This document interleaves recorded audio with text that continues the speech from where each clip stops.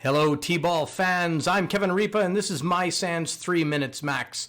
Today we're going to be talking about Registry Explorer, a fantastic tool that allows us to get the forensic goodness out of the registry we talked about in the last episode. In Registry Explorer, which can be downloaded from Eric Zimmerman's site, he's provided it to us for free along with many other free tools, we can load a registry Hive or we can load a Hive from the live system. In order to load from the live system, you must be running as administrator.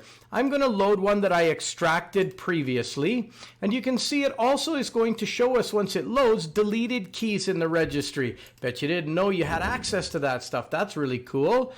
We can use the search function, excellent search function in here. So for example, I want to search for checkmate within the registry. Now I can search by key name, value name, or value data, and I can search either simple, just the normal, whatever I typed in, or I can search by regular expression.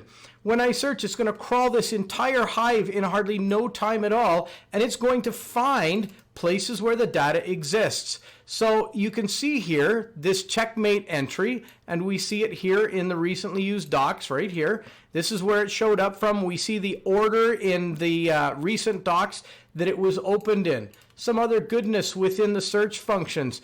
We can search before a certain date and time or after a certain date and time in between a certain date and time. We can also search by size. Can you imagine looking for malware in the registry? It's trying to hide in a registry by putting all of its data in there. So if we run a search on a huge data size, we can see there's only 4 files in NT user that are that big or bigger. Now these ones aren't malicious, but you can see in this case, Microsoft has put their entire EULA inside the registry. And by the way, this isn't the EULA that you would typically agree to.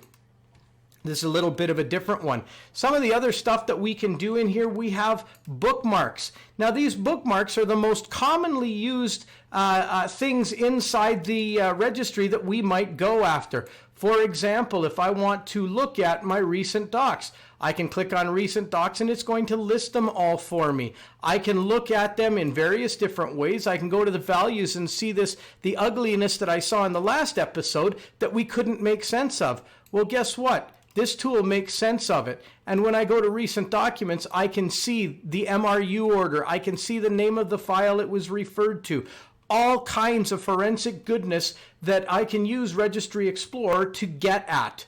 Now, in the next episode, we're actually going to dive deeper to see how great this thing works and make sense of stuff that didn't make any sense to us in the past. But in the meantime, and in between time, that's it. Another episode of 3 Minutes Max.